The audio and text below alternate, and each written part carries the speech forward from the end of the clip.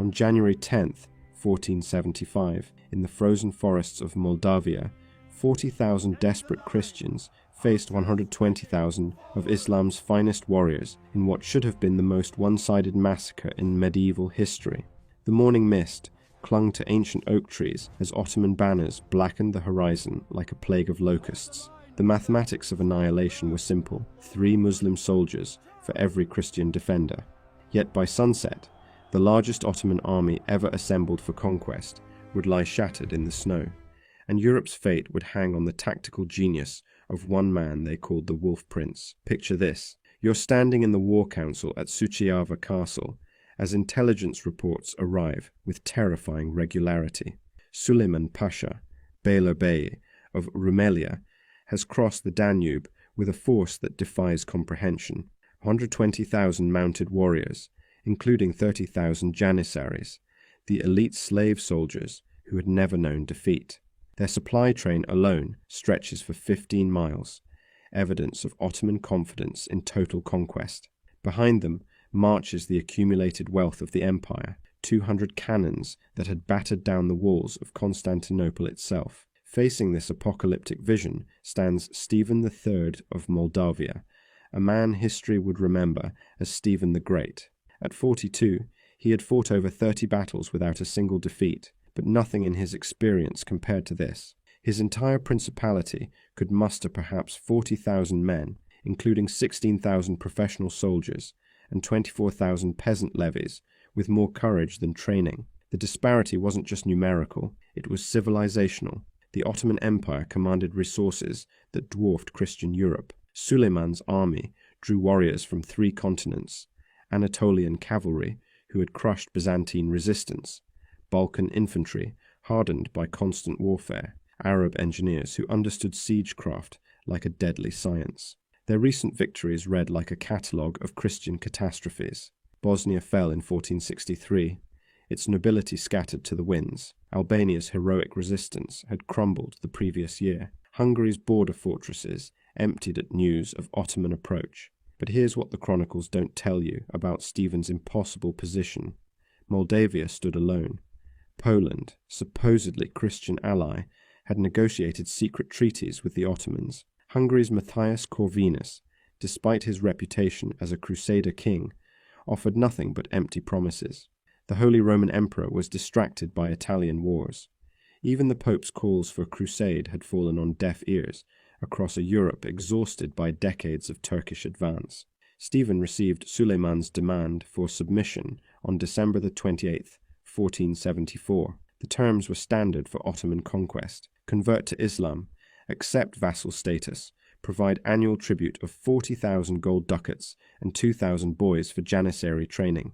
The alternative was total war against an empire that controlled territory from the gates of Vienna to the Indian Ocean. Winter itself seemed allied with the invaders. Temperatures plunged to minus 20 degrees Fahrenheit, turning rivers into highways for Ottoman advance. The frozen ground that should have slowed massive armies instead provided perfect conditions for rapid movement. Moldavian scouts reported the impossible sight of 120,000 men moving north like a steel avalanche, their breath creating clouds of mist that rose like smoke signals of approaching doom.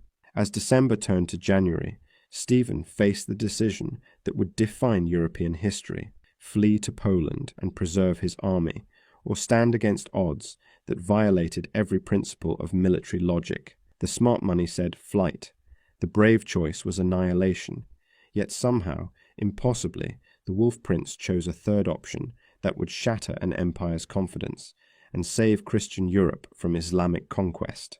Stephen the Great stood in his war chamber at Suceava Castle, studying maps by candlelight, as reports arrived every hour with escalating horror. Each messenger brought news that made victory seem more impossible. Suleiman Pasha's advance had transformed from military campaign into systematic devastation. The Ottoman vanguard, 15,000 Sipahi cavalry, had crossed the Prut River on January the 2nd, burning everything within 30 miles of their advance. Behind them, the main force moved like a plague across the frozen landscape, consuming resources that had taken Moldavian peasants years to accumulate. But here's what made Stephen's situation truly desperate.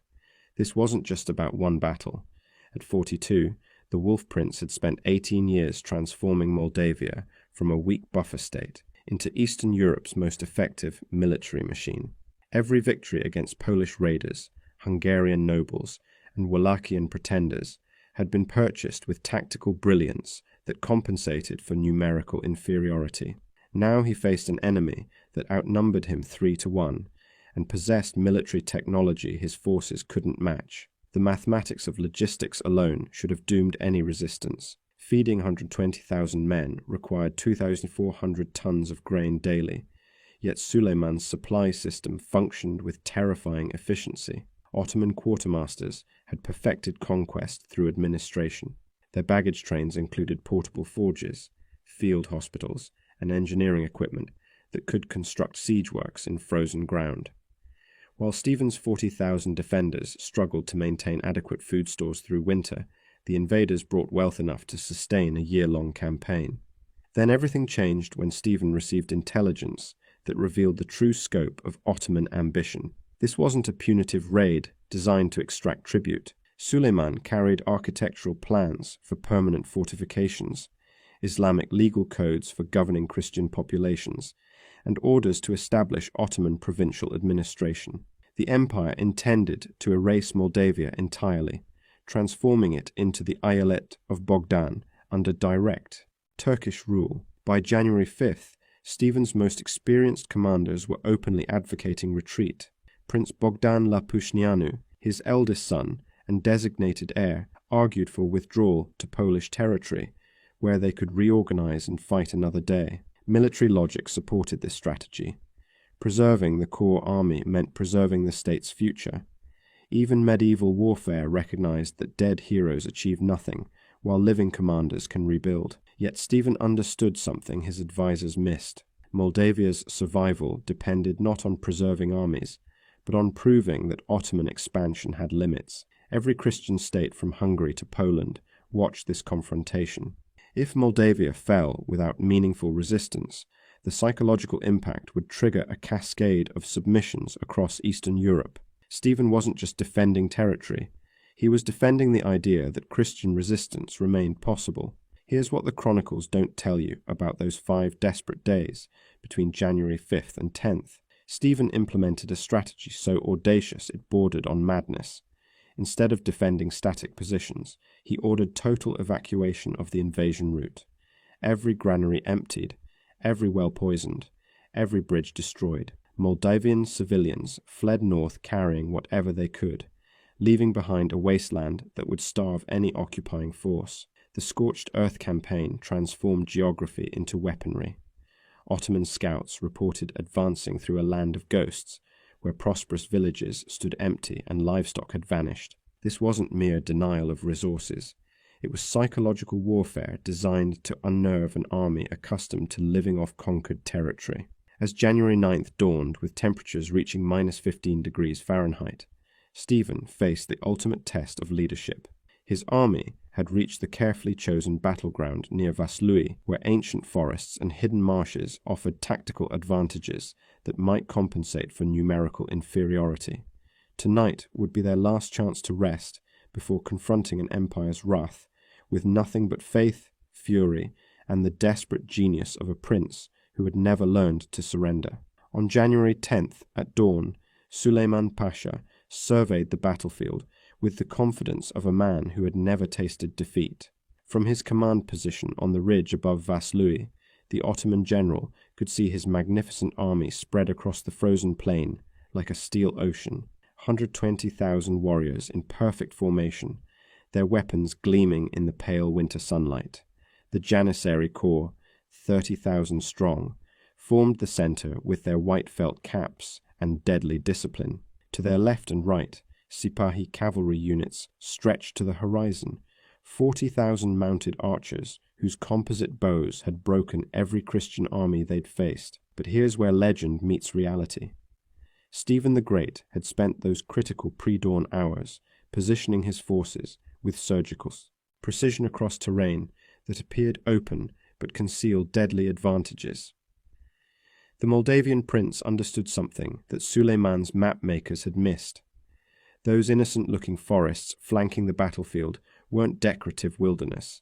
They were tactical death traps, dense enough to break cavalry charges, and maze-like enough to confuse retreating infantry. The morning's first engagement began at 7 a.m., when Ottoman scouts probed Moldavian positions. What they discovered should have terrified any competent commander. Stephen's 16,000 professional soldiers had vanished into the landscape itself. Moldavian crossbowmen crouched behind earthworks that seemed to materialize from frozen ground. Infantry companies hid in forest corridors that allowed rapid movement while remaining invisible to Ottoman observers. This wasn't a traditional army awaiting battle. This was a predator preparing an ambush. Suleiman's reaction revealed the fatal flaw in Ottoman tactical thinking.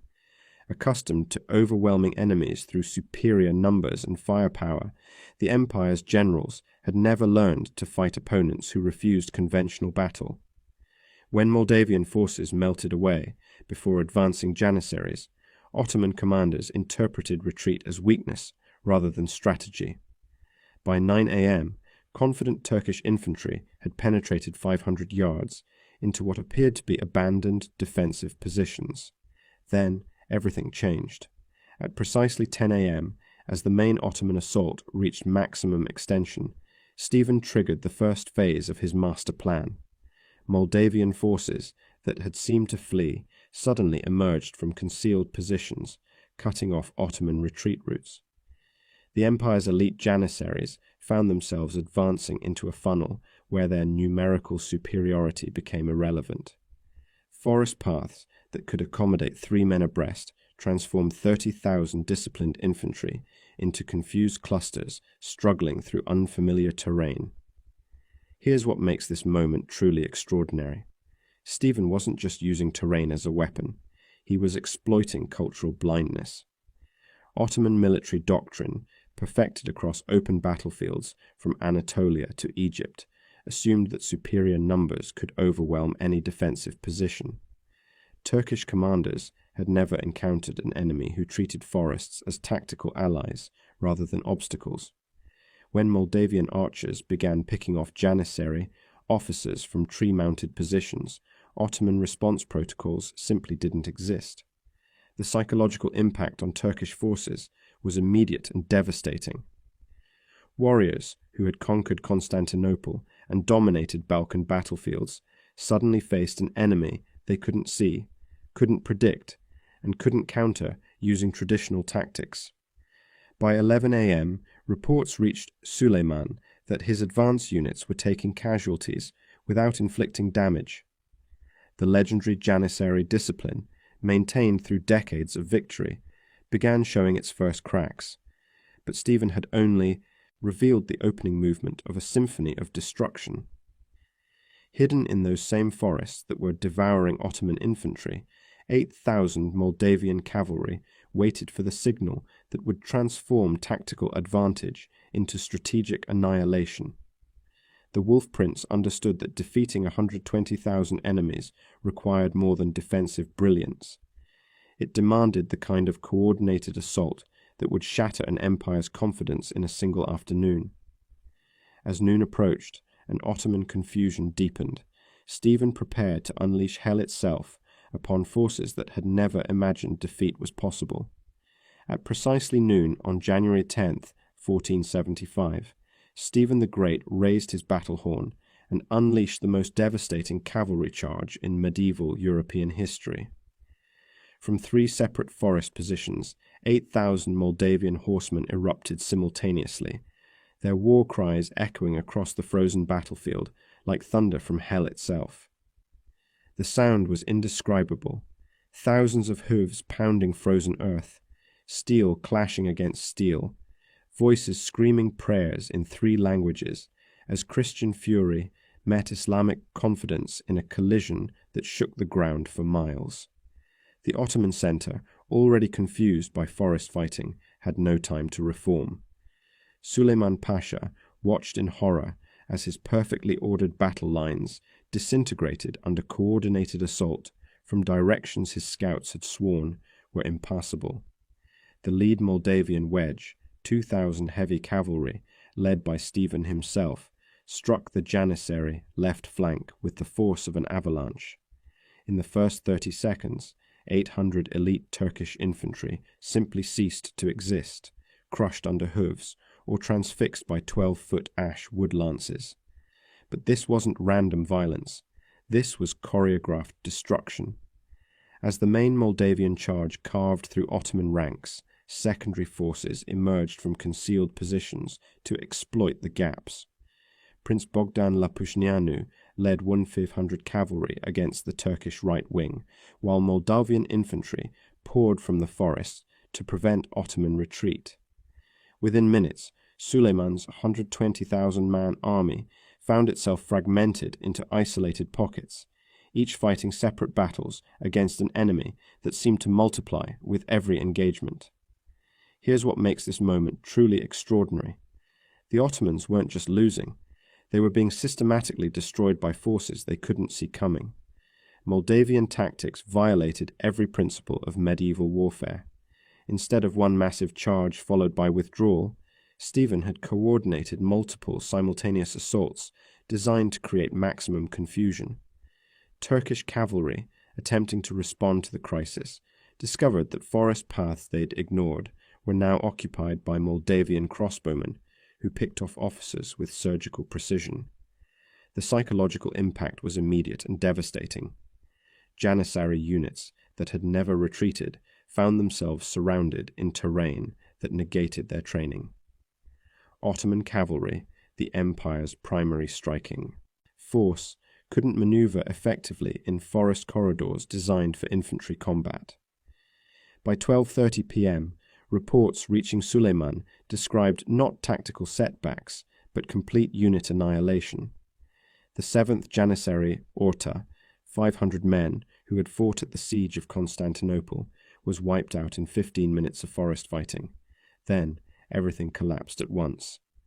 At 1 p.m., as Ottoman commanders desperately tried to organize defensive formations, Stephen triggered the final phase of his assault. Hidden reserves, 6,000 fresh infantry who had remained concealed throughout the morning's fighting, emerged from positions Ottoman scouts had never detected. The sight of Moldavian banners appearing from seemingly empty ground shattered the last Turkish morale. Elite Sipahi cavalry, seeing their infantry support crumbling, began edging backward despite their officers' frantic orders. The rout began with mathematics that defied military logic. Of the 30,000 Janissaries who had advanced that morning, fewer than 8,000 remained combat effective by 2 p.m. Ottoman casualties weren't just heavy, they were catastrophic. Bodies carpeted the forest floor in layers, the fallen creating obstacles for the living. Abandoned weapons littered the ground like iron seeds, evidence of warriors who had thrown away everything to run faster. Suleiman Pasha, watching his invincible army disintegrate, made a decision that would haunt him forever. At 2:15 p.m., as Moldavian cavalry closed on his command position, the Beylerbey of Rumelia abandoned his golden standard and fled on horseback toward the Danube. The sight of their supreme commander in retreat shattered the last Ottoman resistance. If Suleiman ran, what hope did common soldiers have against an enemy that fought like demons possessed? By 3 p.m., pursuit had become annihilation. Stephen's forces, their blood up, chased fleeing Ottomans through the same forests that had protected Moldavian preparations. The killing was methodical, efficient, terrible. In 6 hours of fighting, the largest Ottoman army ever assembled for European conquest had been reduced to scattered refugees, stumbling through frozen wilderness, leaving behind 45,000 dead and the shattered confidence of an empire that had considered itself invincible. As the winter sun set on January 10th, 1475, the frozen battlefield near Vaslui revealed scenes that would haunt chroniclers for centuries. Where Suleiman Pasha's magnificent army had stood that morning, only corpses remained scattered across 3 miles of blood-soaked snow. The numbers defied comprehension. 45,000 Ottoman dead carpeted the forest floor, their bodies creating grotesque bridges across streams that had frozen red with spilled blood. Another 35,000 lay wounded or captured, many of them elite janissaries who would never again terrorize Christian Europe with their legendary discipline. Stephen the Great, his armor dented and his sword blade chipped from 6 hours of personal combat, surveyed the carnage with emotions that mixed triumph with exhaustion. The Wolf Prince had achieved something military historians still struggle to explain. His 40,000 defenders had destroyed the largest invasion force in Ottoman history, while suffering fewer than 3,000 casualties. The mathematics were impossible, yet the evidence lay frozen in the January twilight. 3 Muslim soldiers dead for every Christian scratch. But here's what made the victory truly staggering. This wasn't just battlefield success. It was economic and military catastrophe for the Ottoman Empire. Suleiman's army had carried wealth sufficient to fund conquest for 2 years. Gold intended to pay 120,000 soldiers, weapons manufactured in the finest armories of Constantinople, horses bred in Anatolia's best stables, all of it now belonged to Moldavia. The immediate material gains included 200 cannons, enough artillery to fortify every Christian fortress from the Baltic to the Black Sea. The psychological impact struck even deeper than material losses. Ottoman military doctrine, refined through decades of victory from the gates of Vienna to the Indian Ocean, had proven worthless against an enemy who understood terrain better than tactics. Moldavian forest warfare had exposed fundamental weaknesses in Turkish strategy. Elite janissaries, trained from childhood to fight in open formations, became helpless when separated from their supporting units. Sipahi cavalry, the empire's primary striking force, discovered that composite bows meant nothing when targets remained invisible behind ancient oak trees. Picture the scene as Moldavian soldiers moved through the aftermath, collecting weapons and tending wounded enemies with surprising mercy. Stephen had ordered his men to treat captured Ottomans according to Christian principles, a decision that would enhance his reputation across Europe as a warrior who combined tactical brilliance with moral restraint. Turkish prisoners, expecting enslavement or execution, instead received medical treatment and eventual ransom negotiations.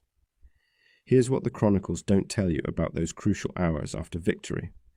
Stephen understood that defeating 120,000 enemies was meaningless unless the strategic implications reached Constantinople. By sunset, mounted messengers were racing toward every Christian capital in Europe, carrying news that would transform diplomatic calculations from London to Moscow. The Ottoman Empire, seemingly invincible since the fall of Constantinople, had revealed that it could be beaten by forces willing to fight with intelligence rather than desperation. The immediate consequences rippled across the Balkans faster than military dispatches. Hungarian border garrisons, preparing for inevitable Ottoman assault, suddenly found courage to resist Turkish demands. Polish nobles, who had secretly negotiated tribute agreements, began reconsidering their accommodations with Islamic power. Most importantly, the myth of Ottoman invincibility lay, shattered in the frozen forests of Moldavia, buried beneath 45,000 corpses, who had believed conquest was their divine destiny. As darkness fell on January 10th, Stephen the Great knelt among his exhausted soldiers and led them in prayer. Te Deum Laudamus echoed across a battlefield where the impossible had become reality. The Wolf Prince had proven that faith, terrain knowledge, and tactical genius could overcome odds that violated every principle of medieval warfare. Tomorrow would bring diplomatic recognition, papal blessings, and European celebration.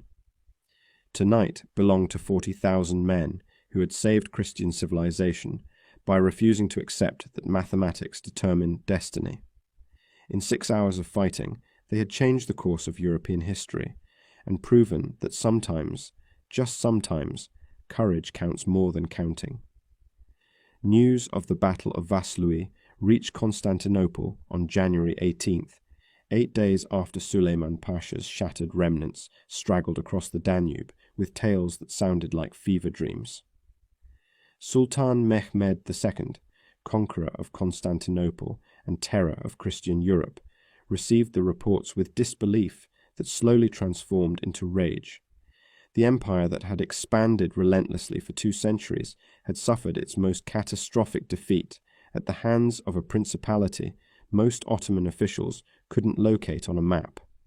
The psychological shockwave rippled through every level of Turkish society, from palace bureaucrats to frontier raiders who suddenly questioned whether Allah truly favored Islamic conquest. The strategic consequences unfolded with devastating precision across the next decade. Hungarian resistance, previously crumbling under Ottoman pressure, stiffened into effective opposition that delayed Turkish expansion by 20 years. Polish nobles abandoned their secret accommodations with Islamic power, instead forming military alliances that would prove crucial in future conflicts. Most significantly, the myth of Janissary invincibility lay buried in Moldavian forests, encouraging Christian resistance from the Baltic to the Mediterranean. Pope Sixtus IV's reaction revealed the victory's broader significance. On February 14, 1475, papal bulls declared Stephen III athlete of Christ and granted indulgences to any Christian who supported Moldavian defense. This wasn't mere religious theater. Vatican recognition transformed a regional conflict into a crusading cause that attracted military volunteers and financial support from across Catholic Europe. Stephen's tactical genius had achieved something decades of papal diplomacy couldn't, uniting fractured Christian states against Ottoman expansion. But here's what makes the legacy truly extraordinary. Military academies from St. Cyr to West Point still study Vaslui as the definitive example of terrain warfare overwhelming numerical superiority. Stephen's integration of forest fighting with coordinated cavalry assault became the template for asymmetric warfare that influenced everything from Napoleonic campaigns to modern insurgency tactics. The Wolf Prince had proven that superior numbers mean nothing when facing enemies who understand their environment better than their opponents understand warfare itself. The Ottoman response confirmed the victory's strategic importance. Mehmed II, recognizing that Balkan expansion had reached its limits, redirected imperial resources toward Anatolian consolidation and naval warfare in the Mediterranean. The empire that had seemed destined to conquer Vienna and threaten the Rhine instead spent the next generation rebuilding confidence shattered in 6 hours of forest fighting. Turkish expansion into Europe effectively ended at the gates of Moldavia, buried beneath 45,000 corpses who had believed conquest was inevitable. Stephen the Great continued his impossible reign for another 29 years, winning 47 battles while losing only 2 minor engagements. European courts that had ignored Moldavian appeals for assistance suddenly competed for alliance with the prince who had achieved the unthinkable. When Stephen died in 1504, Ottoman chroniclers recorded the event with relief, noting that the great enemy of Islam had finally succumbed to mortality rather than Turkish steel. Yet the deeper significance transcends military history. Vaslui proved that technological superiority, numerical advantage, and imperial confidence mean nothing when confronting leaders who combine tactical brilliance with absolute commitment to impossible causes. Stephen understood something that modern strategists often forget. Battles aren't won by the largest armies, but by the most determined minds willing to exploit every available advantage. The Battle of Vaslui stands as history's most complete vindication of intelligence over force, preparation over improvisation, local knowledge over imperial arrogance. On January 10th, 1475, in the frozen forests of Moldavia, 40,000 desperate Christians faced 120,000 of Islam's finest warriors in what should have been the most one-sided massacre in medieval history.